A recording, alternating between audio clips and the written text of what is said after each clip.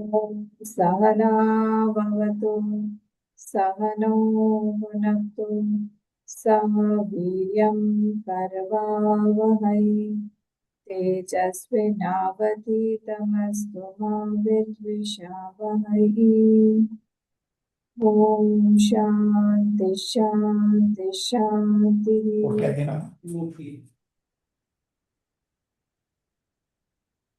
ओम गणानां त्वा गणपतिगं हवामहे कविं कवीनामुपमश्रवस्तमम् ज्येष्ठराजं ब्रह्मणां ब्रह्मणस्पत आनशृण्वन्नोतिभिः सीदसादनम्। ओम श्री महागणपतये नमः। सरस्वती नमस्तुभ्यं वरदे कामरूपिणी विद्यारम्भं करिष्यामि सिद्धिर्भवतु मे सदा। गुरुर्ब्रह्मा गुरुर्विष्णुः गुरुर्देवो महेश्वरः गुरुरेव परं ब्रह्म तस्मै श्री गुरवे नमः। सदाशिवसमारम्भं शङ्कराचार्यमध्यमम् अस्मदाचार्यपर्यन्तां वन्दे गुरुपरम्पराम्।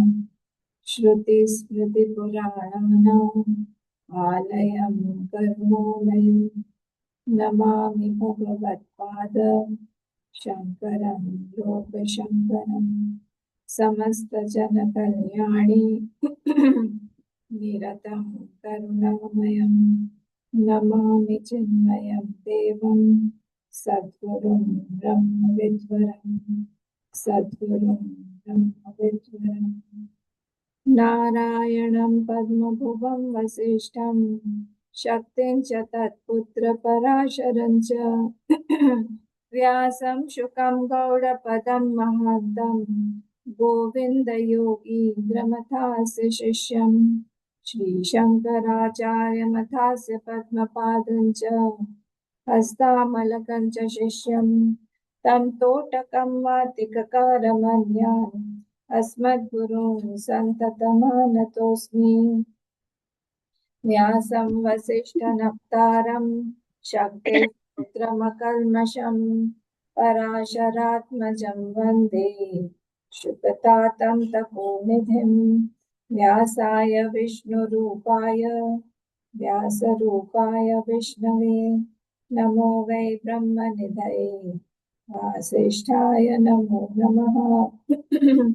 अचतुर्वदनो ब्रह्मा द्विबाहुरपरो हरिः अभाललोचनः शम्भुः भगवान् बादरायणः भगवान् बादरायणः। हम लोग पेज नंबर 21 मंत्र पुष्पम वही हमारा 19th जो चल रहा है। पहले हम शांति मंत्र और फिर ओम शं नो मित्र शं वरुणः शं नो भवत्वर्यमा शं न इंद्रो बृहस्पतिः शं नो विष्णुरुक्रमः नमो ब्रह्मणे नमस्ते वायो त्वमेव प्रत्यक्षं ब्रह्मासि त्वमेव प्रत्यक्षं ब्रह्म वदिष्यामि मृतं वदिष्यामि सत्यं वदिष्यामि तन्मामवतु तद्वक्तारमवतु अवतु माम् अवतु वक्तारम्। ओम शांति शांति शांति। 21 पेज 19th अनुवाद। वेदमनुज्याचार्योऽन्ते वासिनमनुशास्ति सत्यं वद धर्मं चर स्वाध्यायान्मा प्रमदः आचार्याय प्रियं धनमाहृत्य प्रजातन्तुं मा व्यवच्छेत्सीः सत्यान्न प्रमदितव्यं धर्मान्न प्रमदितव्यं कुशलान्न प्रमदितव्यं भूत्यैन प्रमदितव्यं स्वाध्याय प्रवचनाभ्यां न प्रमदितव्यं देवपितृकार्याभ्यां न प्रमदितव्यं मातृदेवो भव, पितृदेवो भव, आचार्य देवो भव, अतिथि देवो भव। यान्यनवद्यानि कर्माणि तानि सेवितव्यानि, नो इतराणि। यान्यस्माकं सुचरितानि तानि त्वयोपास्यानि। ठीक है। तो इस वाले अनुवाद में हम देख रहे थे कि जो शिष्य है, जब वो अपनी एजुकेशन या अपना पूरा कर लेता है गुरु के पास में रह के, उसके बाद में ये वाला अनुशासन, मतलब उसको बताया जाता है कि उसको आजीवन क्या क्या करते रहना है। तो इसलिए यहाँ पर ये इम्पोर्टेंट है। जो लोग हम लोग शिष्य वृत्ति से रहते हैं, उन लोगों के लिए ये बहुत इम्पोर्टेंट अनुवाद है। तो हमने कहाँ तक देखा था? ये अब अगला क्वेश्चन, मेरे ख्याल से पेज 45 में हमारा फर्स्ट पैराग्राफ हो गया था भाष्य में। क्या तो अवगम्यते अधीत वेदस्य धर्म जिज्ञासाम अकृत्वा गुरुकुलात् न समावर्तितव्यम् इति बुद्ध्वा कर्माणि चारभे। इसका आगे भी शायद हो गया था। कथम कथम अनुशास्ति इत्याह। क्या अनुशासन, जो श्रुति है वो क्या बोल रही है, किस अनुशासन में एक शिष्य को रहना चाहिए? सबको मिला पेज 45? पेज 45 पर सेकंड अनुवाद, सॉरी सेकंड पैराग्राफ। सत्यम वद यथा प्रमाण अवगतम वक्तव्यम च तद्वद। सत्यम वद, जो सत्यम वद बोला गया है वो हमको किस किस तरह से, क्या सत्यम वद बोलना है कि हमको जो प्रमाण है हमारे पास में उस हिसाब से ही बोलना है।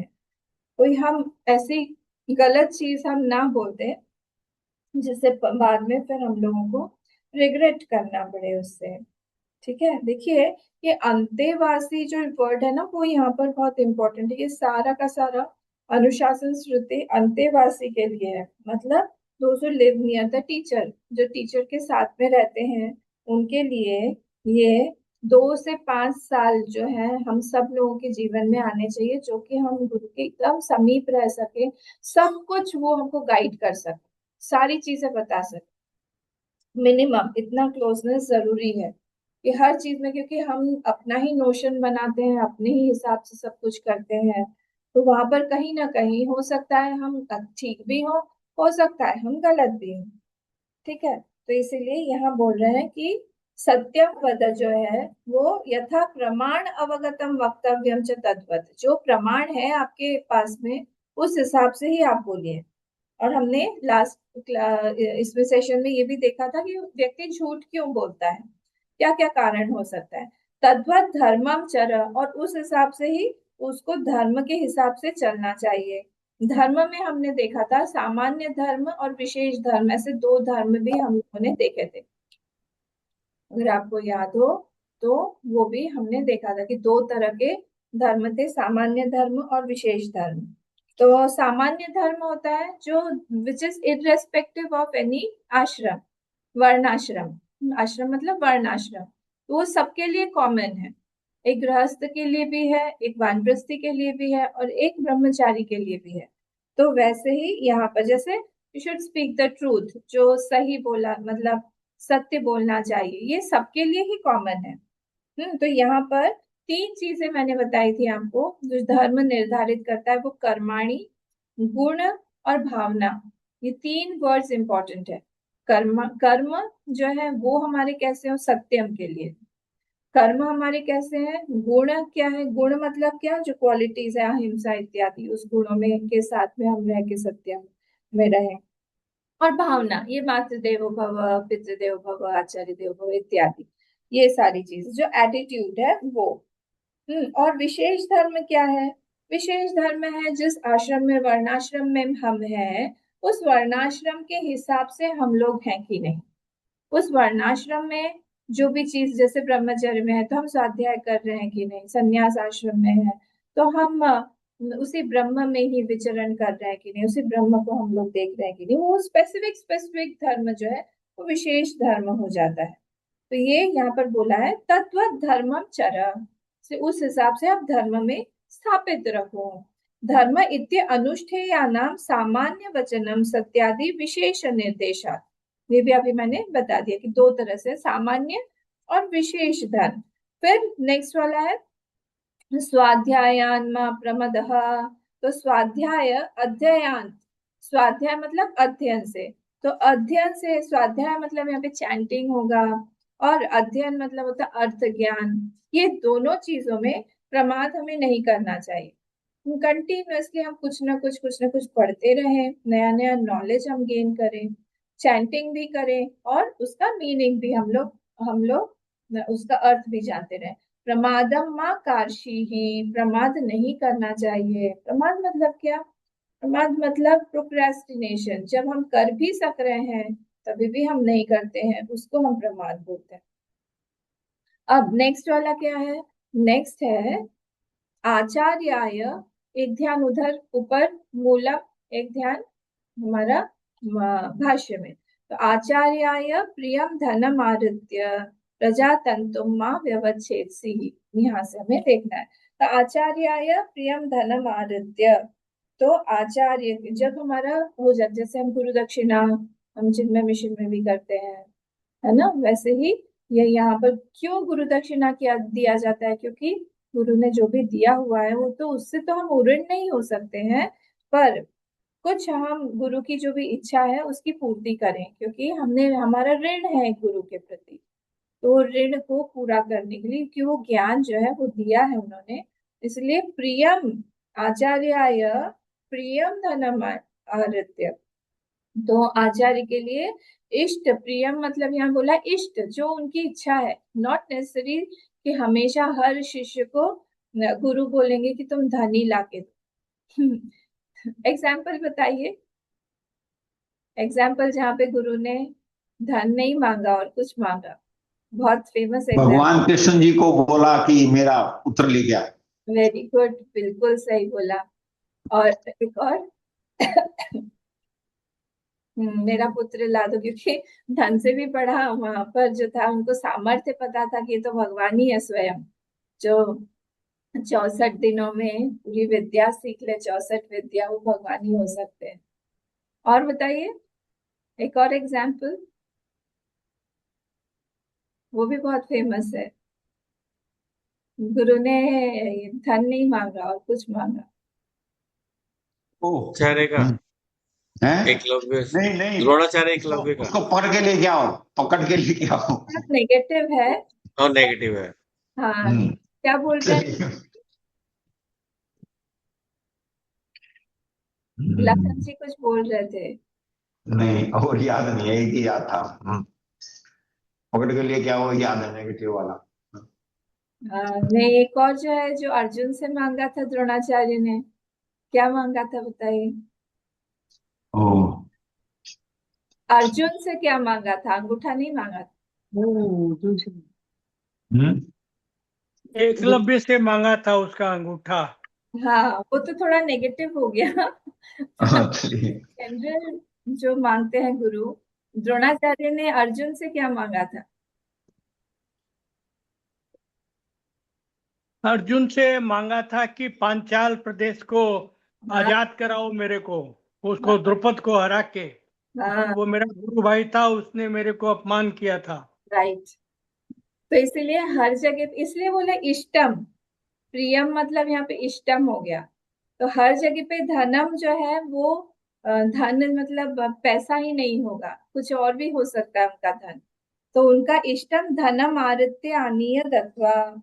जैसे एक रघुवंश में ही शायद आता है कि रघुवंश में एक स्टोरी आती है, एक ब्रह्मचारी को लगे तुम पैसे लेके आओ राजा से जाके मांगे, तो वो रघु राजा के पास में गए, और रघु राजा ने उनको उनको अशर्फी मतलब मोहरे चाहिए थे सोने के। तो जब वो गए तो उनको मिट्टी के बर्तन में खिलाया खाना। अब ब्रह्मचारी को भी वैसा ही होना पड़ेगा, उसको भी मतलब उसकी भी शिक्षा दिखती है ना कि क्या शिक्षा मिली है उसको गुरुकुल में। तो ब्रह्मचारी को समझ में आ गया कि इनके पास में धन नहीं है, इसीलिए ये हमको मिट्टी के बर्तन में खाना खिला रहे हैं। तो उन्होंने नहीं मांगा, वो वापस आ गए। मैं उसे नहीं मानू। ठीक है, तो इसीलिए इस तरह से कि, जो शिष्य है वो जाता है गुरु की आज्ञा से और वो लेके आता है। ठीक है, तो शिष्य को जाना चाहिए गुरु के पास और पूछना चाहिए कंप्लीट हो जाने पर कि आपको मैं क्या दे सकता हूँ, आपकी क्या इच्छा है। एटलीस्ट एक ह्यूमिलिटी के साथ में एक जाए हो। तो सब लोगों ने इस तरह से, जितने भी हैं हमारे, हम देखते हैं एग्जाम्पल्स, उसमें आप लोगों को भी पता ही है, ऐसे जाके देते हैं। ठीक है, तो ये हमारा हो गया। तो कभी भी ऐसा नहीं लगना चाहिए गुरु को कि मैंने इतना पेन लिया है मेरे शिष्य के लिए, और वो शिष्य जो है वो अनग्रेटफुल है, कृतज्ञ नहीं है, कृतघ्न है। तो यही इस चीज का दक्षिणा देने का वो रीति है। अभी मैं गई थी वहाँ दीमापुर। तो दीमापुर में वहां पर गुरु दक्षिणा का प्रोग्राम था आरएसएस का। तो मैंने फर्स्ट टाइम ही अटेंड किया, आप लोगों में से किसी ने शायद अटेंड किया हो आरएसएस का प्रोग्राम। बहुत ब्यूटीफुल प्रोग्राम था। तो वहां पर उन लोग तो झंडे को मानते हैं ना, भगवा झंडा, वो झंडा लगाया और फिर वहां पर सबने आके एक एक बार में पूरा प्रणाम करके वहां पर सबने दक्षिणा दिया, गुरु दक्षिणा। वो देश के ही काम आएगा। वैसे अलग अलग तरह से ऐसे इस तरह को, इस चीज को हमने लिया हुआ है। नेक्स्ट वाले पे चलते, विद्या निष्क्रियार्थम। तो विद्या निष्क्रियार्थम मतलब फॉर गैदरिंग नॉलेज, जो हमको ज्ञान दिया है हमारे गुरु ने, उसके लिए हम हमेशा ऋणी हैं, ये बताने के लिए। ठीक है, और फिर फिर क्या है, आचार्येण च अनुज्ञात अनुरूपाद अनुरूपादान आदा अनुरूप रूपांधारान आरत्य अनुरूपांधारान आरत्य। अब अनुरूपण दारान, दारान मतलब जो होता है, दारा जो है ना, ये पुल्लिंग वर्ड है, आकारांत पुल्लिंग शब्द है।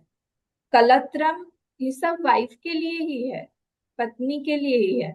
कलत्रम जो है वो न्यूटर है। कांता जो है वो स्त्रीलिंग है।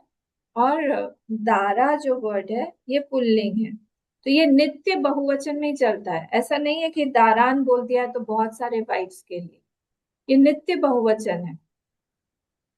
ठीक है, तो ये इसीलिए आचार्य च अनुज्ञातो अनुरूपण, approval of Acharya is required. हाँ, तो आचार्य से वो पूछेगा कि मैं इस स्त्री से विवाह करना चाहता हूँ, ये कन्या है और ये मेरे अनुरूप है, तो आप मुझे आज्ञा दीजिए। उस आज्ञा के अनुसार वो क्या करता है, वो उनसे आज्ञा लेता है और फिर गृहस्थ आश्रम में एंटर करता है।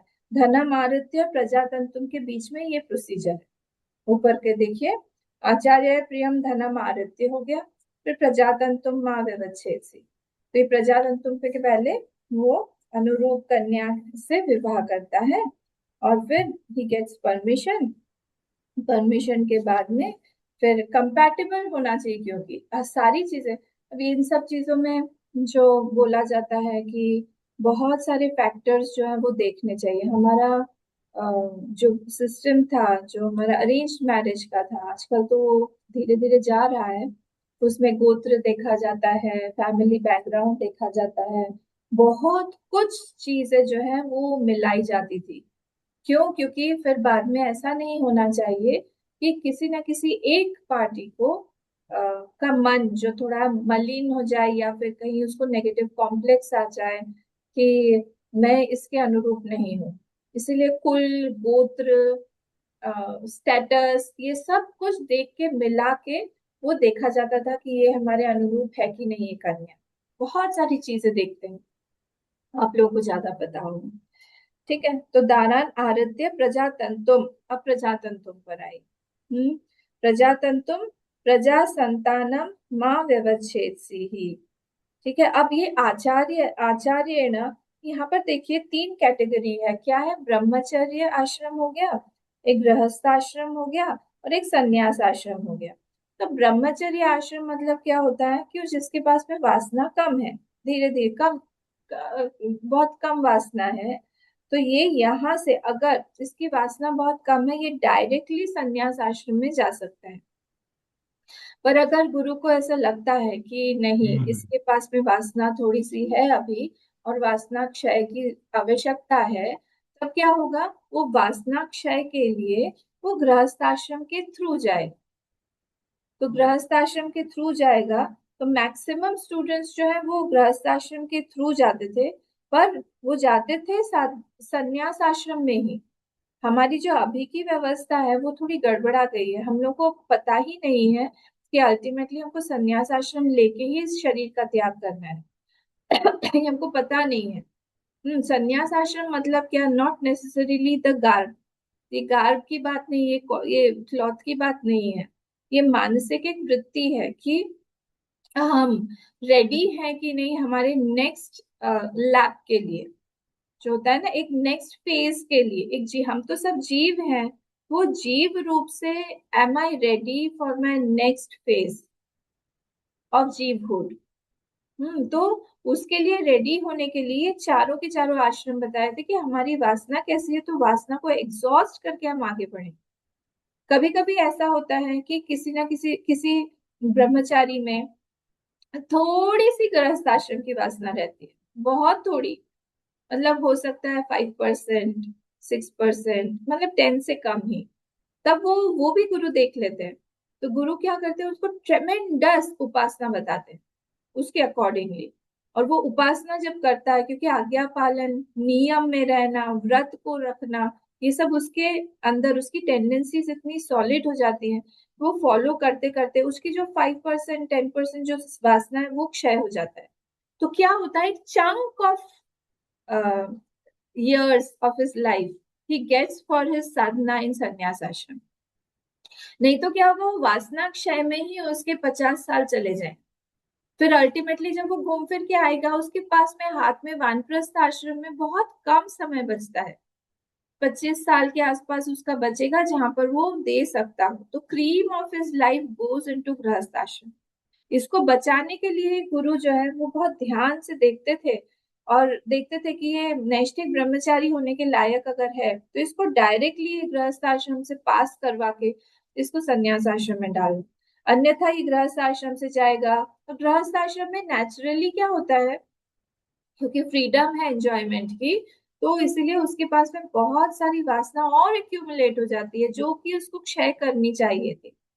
तो जब वो एक्यूमुलेट हो जाता है, उसके आइडेंटिफिकेशंस हो जाते हैं, अटैचमेंट्स हो जाते हैं बच्चों से, स्पाउस से, रिलेटिव से, फ्रेंड से, पैसे से, घर से, हर चीज से, तो वानप्रस्थ आश्रम में आके फिर से वो नेगेटिव, वो पीछे जाता है, रिवर्स गियर लगाता है। ये वानप्रस्थ आश्रम और संन्यास आश्रम, ये रिवर्स गियर में जाने का रास्ता है। और ये जो है ब्रह्मचर्य गृहस्थ आश्रम एक्चुअली फॉरवर्ड जाने का रास्ता है।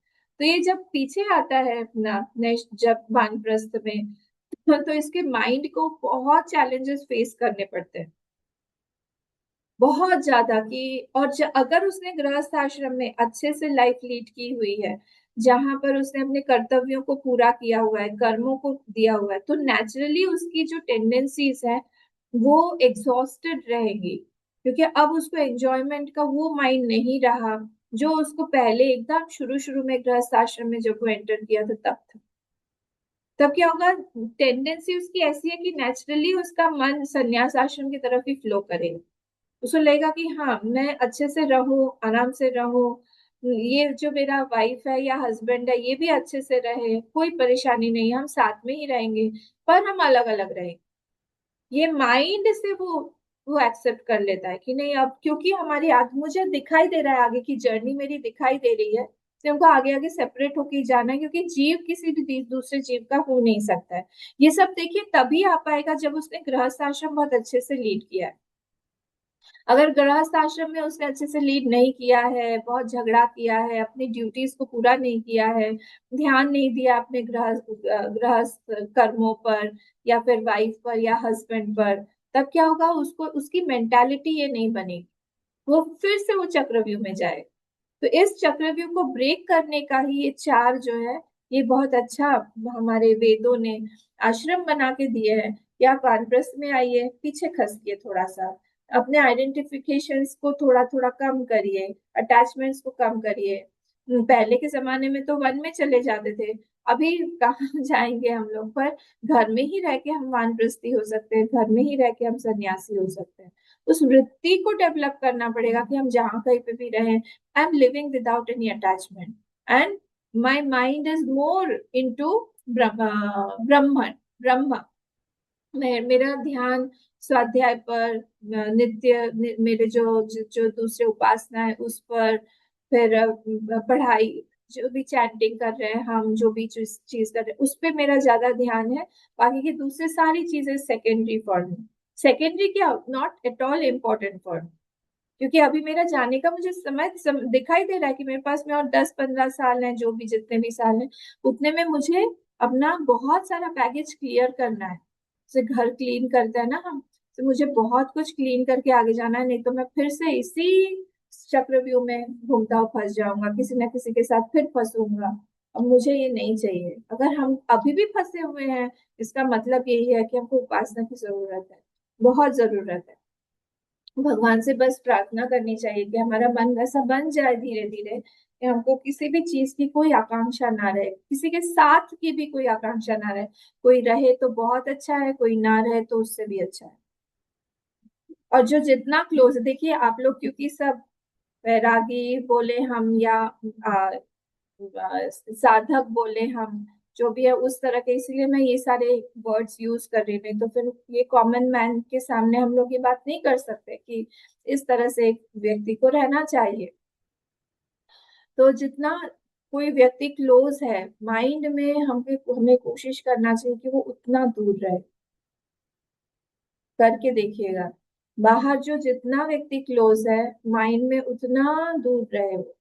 नहीं तो क्या होगा, हमारा अटैचमेंट बहुत इजीली हो जाएगा, क्योंकि हम दिन भर उसके साथ में रहते हैं, बहुत सारा एक्टिविटीज हम उसके साथ करते हैं। तो ये सारा चीज हमको हेल्प करेगा यहाँ पर।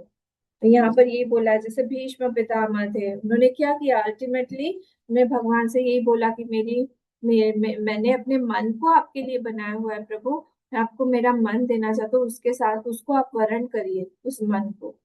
भगवान खुशी खुशी मान गए, उनका मन उन्होंने ले लिया।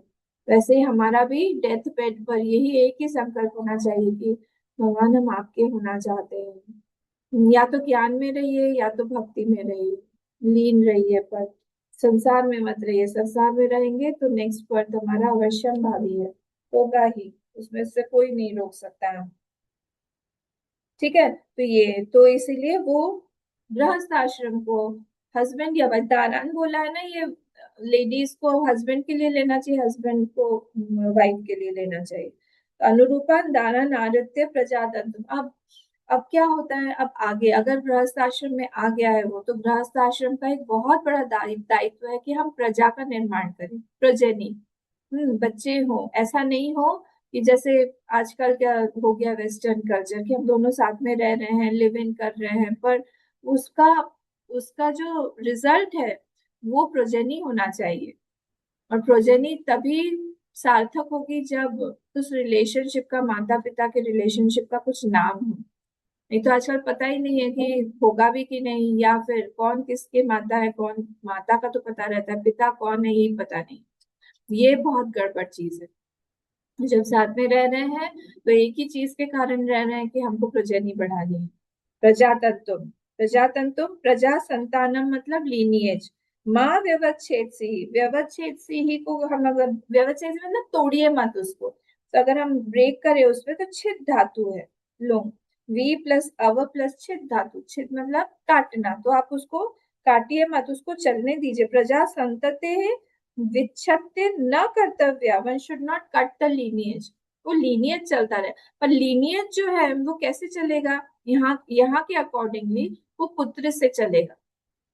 लीनिएज जो हमारा चलता है, क्योंकि जो लड़की है, जो बेटी है, वो दूसरे गोत्र में ब्याही जाती है, वो कन्यादान हो जाता है उसका, वो दूसरे गोत्र को बढ़ाती है। तो हमारे गोत्र को बढ़ाने के लिए फिर से पुत्र की आवश्यकता होगी। तो अनुत्पत्ति माने अपि पुत्रे पुत्र कामादि कर्मणा। तो यहाँ पर ये बोला गया है, देखिए बहुत सारे ऋणों के साथ में हम लोग रहते हैं, बहुत सारे ऋण हैं। तो आपको पता है, तो मेनली जो हमारा पितृ ऋण है, देव ऋण है, ऋषि ऋण है, ये सारे ऋण होते हैं हमारे। तो देव ऋण को पूरा करने के लिए हम अग्निहोत्र इत्यादि करते हैं, अग्नि उपासना करते हैं। पितृ ऋण को करने के लिए हम श्राद्ध वगैरह करते हैं, ये प्रोजनी बढ़ाना, ये सब है। ऋषि ऋण मतलब स्वाध्याय प्रवचन, ये सब करते हैं, पढ़ाई करते हैं, ये सब करते हैं। तो इसीलिए ये गृहस्थ आश्रम में आके हम ये सारी के सारे ऋणों को कंप्लीट कर सकते हैं। उसके बाद हम संन्यास आश्रम के लिए एलिजिबल बनते हैं।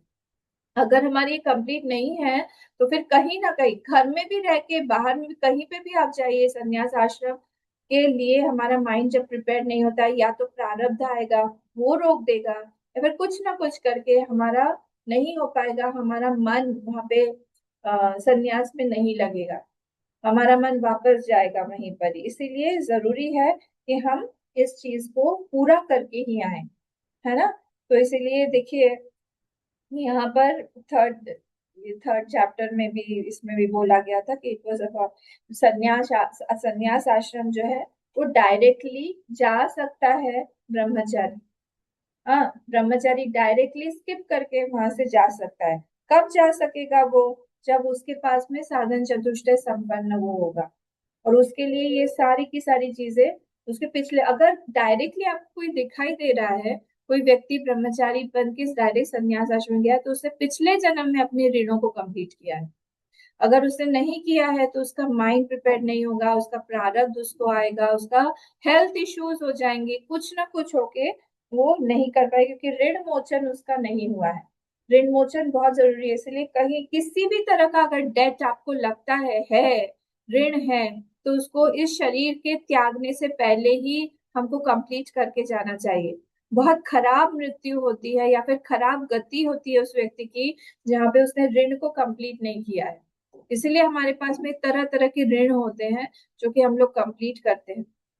मतलब ऋणों को देने के तरीके होते हैं जो हम कंप्लीट करते हैं। तो देव ऋण जो है वो जब रहता है तो फिर देवता जो है वो क्रिएट करता है प्रॉब्लम। देवता तो हर जगह हमारे अंदर भी है, माइंड में भी है, हर जगह आके प्रॉब्लम क्रिएट करेंगे। पितृ ऋण अगर हुआ तो हमारे फैमिली में प्रॉब्लम्स होगा, कुछ ना कुछ प्रॉब्लम चलता रहेगा। ऋषि ऋण होगा तो कोई टीचर ही हमको हमारे पास में नहीं आए, या आके भी हमारा माइंड जो है उनके साथ में ट्यून ही नहीं होगा, कुछ ना कुछ करके हम इरिटेटेड रहेंगे, या फिर लगेगा कि क्या बोल रहे हैं, इनको पता है क्या बोल रहे हैं। तो इसीलिए यहाँ पर बोला गया है, जब आपको ये लाइन पता होगी ना, यद अहरेव विरजेत तद अहरेव प्रव्रजेत। जहां से भी आप हो, यद अहरेव, अह मतलब होता है जिस दिन आपका मन जो है विरजित, वैराग्य आ गया, तद अहरेव प्रव्रजित, उसी दिन सब छोड़ देना चाहिए, वेट मत करिए, उसी दिन निश्चय कर लेना चाहिए, क्योंकि पता नहीं हमारे हाथ में कितना दिन है। ब्रह्मचर्यत्व और ग्रहित्व वानप्रस्थात्व, अगर आप ब्रह्मचर्य में हैं, वानप्रस्थ में, जहां पर भी हैं, आपको फटाफट वहां से निकल जाना चाहिए। बहुत इंपॉर्टेंट लाइन्स हैं ये श्रुतियों की, ठीक है। तो इसलिए अगर उसने क्लियर कर दिया है अपना पिछला, तो उसके मन में ये थॉट्स भी आने लगेंगे और उसका प्रारब्ध जो है उसको हेल्प करेगा, ठीक है। तो ये डिपेंड करता है, कोई कोई, जैसे करपात्री जी महाराज थे, वो गृहस्थ आश्रम के थ्रू पर 17 इयर्स में ही वो आ गए थे, पर उनका उसके पहले उनका विवाह कर दिया गया था, उनकी एक डॉटर भी थी। करपात्री जी महाराज, अखंडानंद जी महाराज, वो भी गृहस्थ आश्रम के थ्रू ही आए थे, उनका एक पुत्र भी है और पुत्री भी है, वो लोग भी काफी एजेड हो। तो इस तरह से कौन कब कैसे आएगा ये हमें पता नहीं, पर हमारा अल्टीमेट गोल यही होना चाहिए कि हमको संन्यास लेना है आगे पीछे चल के, ठीक है। तो ये प्रजा संतते विच्छित्ते न कर्तव्या अनुत्पत्ति माने भी पुत्रे पुत्र कामादि कर्मणा। तो पुत्र काम्यादि कर बोले, अगर आपके पास में पुत्र नहीं है हम लोग इस पे और थोड़ा सा आएंगे, पुत्र अगर नहीं है तो one should put effort through यज्ञ पुत्र काम्यादि कर्मणा तत् उत्पत्तो यत्न कर्तव्य अभिप्राय। तो यत्न करके आपको पुत्र पैदा करना चाहिए। बोले कैसे करे भाई? तो यज्ञ आदि, जैसे दशरथ जी ने किया था, कामेश यज्ञ, पुत्र कामेष्टि वगैरह, या फिर और कुछ करके, प्रजा प्रजन प्रजाति त्रय निर्देश सामर्थ्यात। ये 3 वर्ड्स इसीलिए यूज किए। पेज नंबर 39 पर देखिए, पेज नंबर 39 पर सिर्फ प्रजा नहीं बोला गया है, उन्होंने वहां पे बोला है प्रजा च स्वाध्याय प्रवचने च प्रजनश्च स्वाध्याय प्रवचने च प्रजातिश्च स्वाध्याय प्रवचने च। इसलिए उन्होंने तीनों को बोला है, सिर्फ प्रजा नहीं बोला, सिर्फ प्रजाति नहीं बोला, सिर्फ प्रजना नहीं बोला। बोले कई बार ऐसा होता है कि कंसीव नहीं करेंगे, तो पुट एफर्ट इन कंसीविंग। तो इसलिए प्रजा, प्रजनश्च और प्रजातिश्च, ये तीनों के तीनों वर्ड्स को उन्होंने दिया है कि ताकि आप एफर्ट डालें कि हमें पुत्र की प्राप्ति होगी। अदरवाइज अन्यथा क्या होगा? प्रजनश्च इति एतत् एकमेव अववक्ष्यत। नहीं तो फिर सिर्फ प्रजन बोल देते हैं, यहाँ पर वर्ड कुड बी यूज। पर जब इन्होंने तीनों तीनों प्रजा, प्रजन, प्रजाति, ये तीनों वर्ड यूज किए हैं, इसका मतलब यही है कि हम लोग को पुत्र प्राप्ति के लिए बहुत एफर्ट डालना चाहिए कि हो। ठीक है, अब यहाँ पर मैं आप लोगों को एक दो चीजें बताना चाहूँ, मैं शेयर कर रही हूँ। क्योंकि हमारा माइंड कभी कभी रिएक्ट कर सकता है ना, कि ऐसा क्यों है कि बोला जा रहा है कि पुत्र ही होना चाहिए। मैंने एक बुक में से और लिया हुआ है, हम देखिए,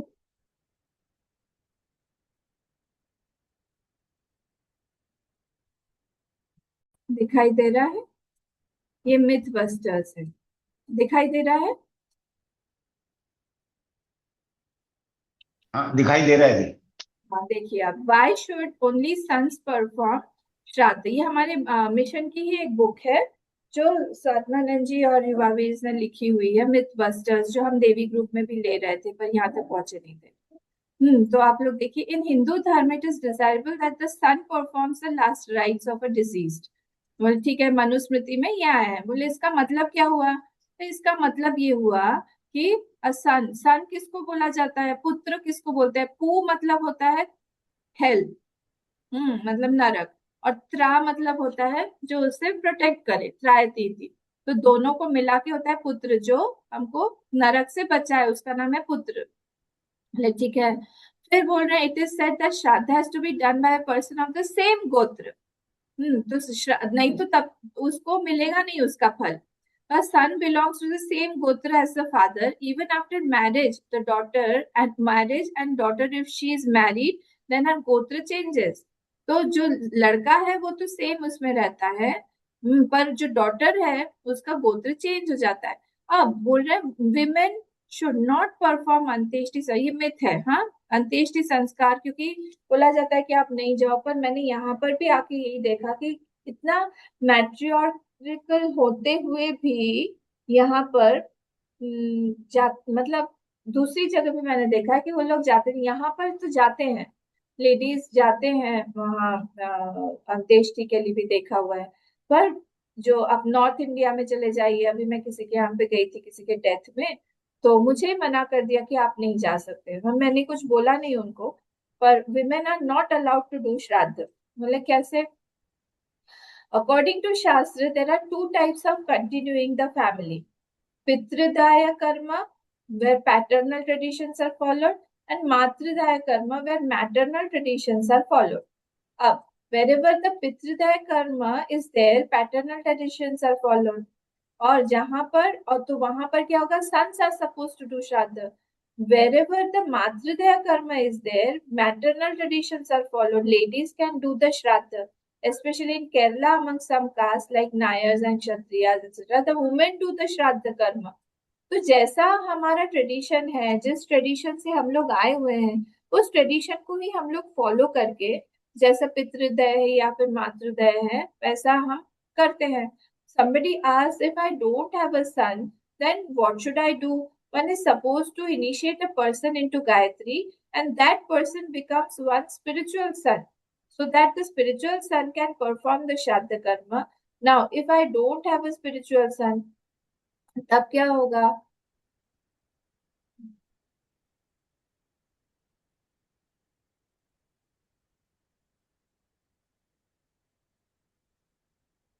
मैं दूसरा वाला पेज पे आती हूँ, ठीक है? सारा चेंज हो गया,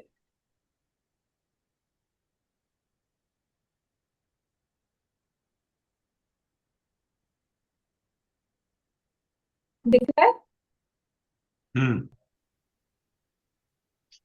बोल रहे कि अगर, फिर क्या होगा कि अगर मेरे पास स्पिरिचुअल सन भी नहीं है, In that case, my brother's son can.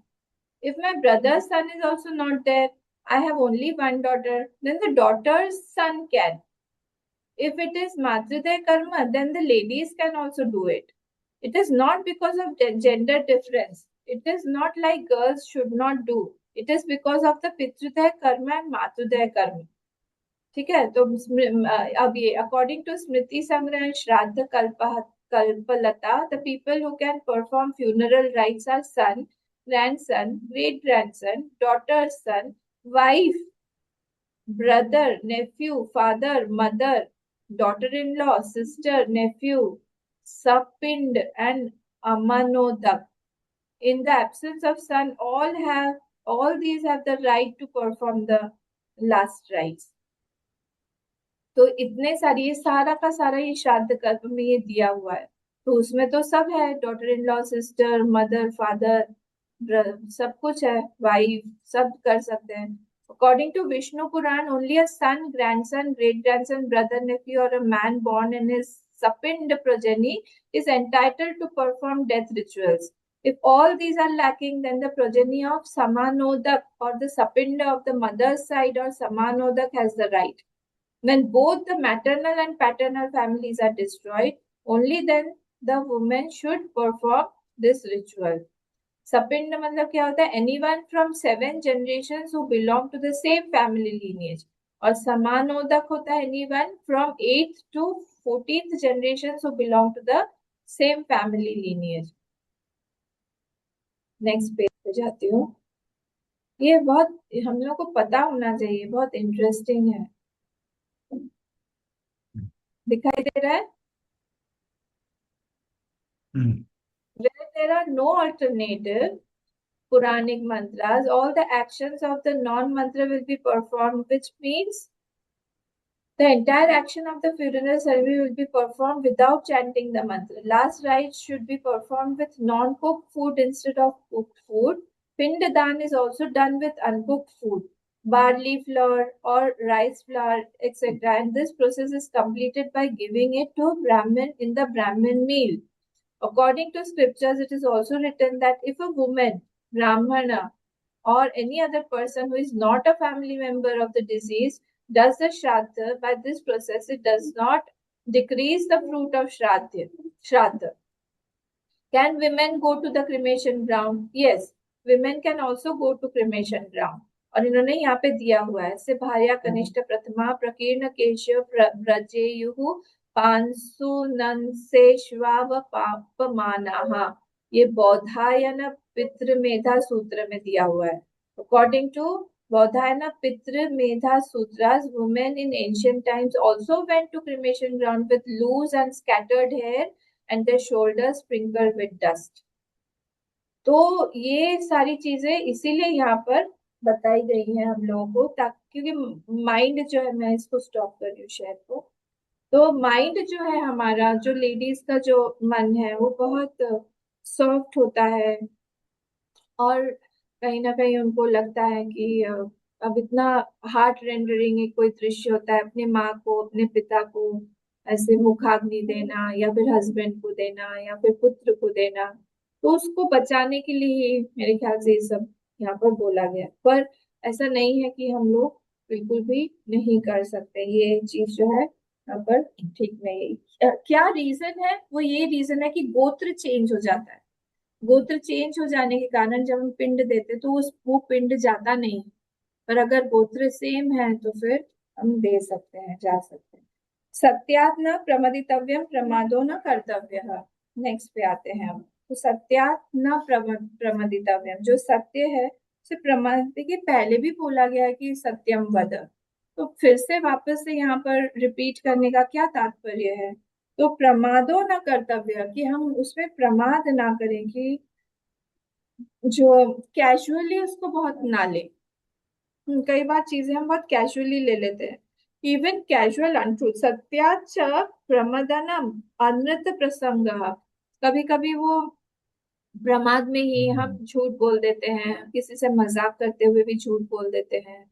अरे रे जाओ जाओ, उसने बुलाया है तुमको वहां, हमने बोल दिया, आपको वहां पे गया, उसने कहा कि नहीं तो हमने तो नहीं बुलाया है आपको, तो ये हम मजाक में ही बोल दी, तो यहाँ पर वो बोल रहे हैं कि मजाक में भी, कैजुअली भी इस तरह से नहीं बोलना चाहिए, झूठ नहीं बोलना चाहिए, क्योंकि जब हम किसी भी चीज को लाइटली स्टार्ट कर देते हैं लेना, तो वो slowly it becomes a habit, habit नहीं बननी चाहिए हमारी।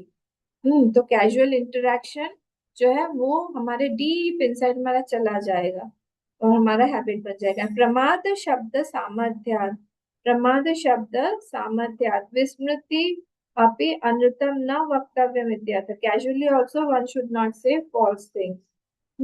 अन्यथा असत्य वदन प्रतिषेध एव स्यात्, otherwise it would have said, बोल देते कि आप जो है वो सिर्फ सत्यम वदन में ही आ जाते हैं, पर ये प्रमाद वर्ड जो है वो उन्होंने यूज किया है, मतलब श्रुति माँ ने यूज किया है ये बताने के लिए कि हम मजाक में भी या फिर कैजुअली भी इस चीज को ना लें।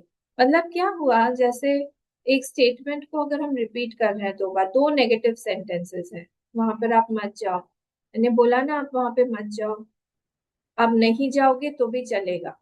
जब इतने बार बोल रहे हैं नेगेटिव नेगेटिव नेगेटिव, मतलब वो उस चीज को कंफर्म करने के लिए या अफर्म करने के लिए बोला जा रहा है कि वो मत करो। तो इसीलिए यहाँ पर कैजुअली भी हमको असत्य नहीं बोलना चाहिए। ठीक है, तथा धर्मात् न प्रमदितव्य, वैसे ही धर्म में भी हमने अभी देखा था ना, कर्म, गुण और तीसरा क्या बताया था मैंने, भावना। ये तीन चीजें इंपॉर्टेंट है, कर्म कर्माणी, हम जो कर्म कर रहे हैं रिचुअल्स, गुण मतलब वैल्यूज, और भावना मतलब हमारे जो भी एथिक्स, भावना मातृदेवो भव पितृदेवो भव इत्यादि, वो सारी जो चीजें, तो वहां पर भी हमको प्रमाद नहीं करना चाहिए। न तथा धर्मात् प्रमदितव्य। तो राइट लाइफस्टाइल जो है हमारी, उसको हमको रखनी चाहिए। वो हम जब हम भूल जाते हैं हमारी लाइफस्टाइल को, तब क्या होता है, हम कॉन्सिक्वेंसेस को फेस करने के लिए रेडी होना पड़ेगा, क्योंकि कॉन्सिक्वेंसेस आएंगे, रिजल्ट तब खराब आएगा, कुछ ना कुछ गड़बड़ होगा, प्रारब्ध हमारा बिगड़ेगा। ठीक है, तो इसलिए जो धर्म को प्रैक्टिस करना होता है वो थोड़ा डिफिकल्ट होता है कभी कभी। हर एक का अपना अपना धर्म है, जो छोटे हैं उनको बड़ों को रेस्पेक्ट देना चाहिए, हम्बली रहना चाहिए, वो लोग गलत भी बोल रहे हैं बड़े, तो भी उनको एक तरीका होता है बताने का। जो बड़े हैं उनको हमेशा छोटों को अपॉर्चुनिटी देनी चाहिए, प्यार देना चाहिए उनके हिसाब से, क्योंकि एक जनरेशन गैप आ जाता है, उनके हिसाब से सुनना भी चाहिए, देखना भी चाहिए कि उनकी बात भी सुननी चाहिए, कि हो सकता है वो सही बोल रहा है, हमें पता नहीं है। तो इस तरह से हर एक का अपना अपना धर्म होता है। लाइफ जो है हमारी वो बहुत आज्ञा प्रधान रूप से रहना चाहिए। धर्म शब्द से अनुष्ठेय विषयत्वात् अन अनुष्ठानम प्रमादः, जब हम लोग कह रहे हैं डू नॉट परफॉर्म माय धर्म, दैट इज कॉल्ड अन अनुष्ठेय, उसमें प्रमाद हो गया। अन अनुष्ठेयम धर्म, वो उसमें प्रमाद नहीं करना चाहिए। देखिए राम जी जो है उन्होंने हमेशा इतने सारे धर्मों में वो स्थापित रहे, पितृधर्म, सॉरी पुत्र धर्म उन्होंने निभाया, मित्र धर्म निभाया, राज्य धर्म निभाया, बहुत सारे धर्मों को उन्होंने निभाया, आज्ञा पालन की वृत्ति में हमेशा रहे, शिष्य धर्म निभाया। तो इसीलिए वो मुश्किल है। धर्मो रक्षति रक्षितः, पता है ना ये वाला, उसके आगे का कोई बताएगा, धर्मो रक्षति रक्षितः के आगे का जो सेंटेंस है क्या है, नहीं, धर्म, धर्मो रक्षति रक्षित, धर्म हतः हन्ति, जब हम उस धर्म को फॉलो नहीं करते हैं तो हमारी, हम धर्म ही वो हमको मार डालता है। तो इसीलिए धर्म को हम लोग प्रोटेक्ट करेंगे तो धर्म जो है हमको प्रोटेक्ट करेगा। तो ये यहाँ पर लगे, तो स न कर्तव्य सह मतलब यहाँ, अच्छा फुल स्टॉप दे दीजिएगा प्रमाद के बाद, धर्म शब्द से अनुष्ठेय विषयत्वात् अन अनुष्ठानम प्रमाद, फुल स्टॉप कर दीजिए। फिर सह न कर्तव्य, वो प्रमाद, सह मतलब प्रमाद, प्रमाद नहीं करना चाहिए, प्रमाद बिल्कुल नहीं करना चाहिए। अनुष्ठातव्य एवं धर्म इति यावत्, डू अनुष्ठान डेफिनेटली ऑफ धर्म, एकदम करना ही चाहिए इति यावत्, एवं कुशलात् आत्मरक्षार्थात् कर्मणो न प्रमदितव्य, in protection of the body also don't do प्रमाद। हमको ये दवाई लेने आ रहे, नहीं लेंगे तो भी चाहे कितना दवाई हम अंदर डालें, कितना खाते रहें? डॉक्टर का तो काम ही है बस हमारा बिल बढ़ाना, और कोई काम थोड़ी है उन लोगों के पास में। इतना दवाई बोल देते हैं हम नहीं लेंगे, नहीं, अगर हमारे शरीर के लिए वो दवाई है, ठीक बताया है डॉक्टर ने, उसको लेना ही चाहिए। कुशलात् आत्मरक्षार्थात् कर्मणो न प्रमदितव्यः, protection of the body also, हमको प्रमाद नहीं करना चाहिए। ठीक है, तो यहाँ पर भूतिर विभूति तस्य भूते भूत्यर्थात् मंगल युक्तात् कर्मणो न प्रमदितव्य, इसको यहाँ से जो है हम लोग कल देखेंगे। यहाँ पर थोड़ा सा इसका डिस्क्रिप्शन है भूते विभूते से, तो इसीलिए यहाँ पे प्रमाद जो है वो हमको खा जाएगा, इसलिए प्रमाद जो धर्मात् न प्रमदितव्यम, यहाँ पर यहाँ तक हमने देखा है प्रमाद बहुत गड़बड़ चीज होती है। प्रमाद जो है और एक बार अंदर आ जाता है तो वो बढ़ता ही रहता है, बढ़ता ही रहता है, बढ़ता ही रहता है।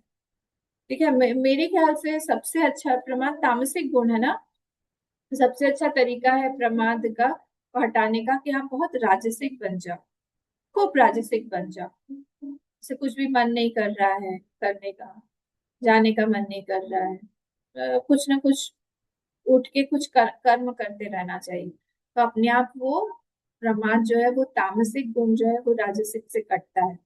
राजसिक कैसे कटेगा? सात्विक से, पर डायरेक्टली तामसिक से हम सात्विक नहीं बन सकते, हम सो जाएंगे, तो इसलिए राजसिक को बीच में लाना पड़ेगा, इस तरह से उसको हम कंट्रोल कर सकते हैं। ठीक है, आज हम यहाँ पर विराम देते हैं, कल देखेंगे हम इसके आगे। ओम पूर्णमदः पूर्णमिदं पूर्णात् पूर्णमुदच्यते पूर्णस्य पूर्णमादाय पूर्णमेवावशिष्यते। ओम शांति शांति शांति। हरि ओम। श्री गुरुभ्यो नमः। हरि ओम।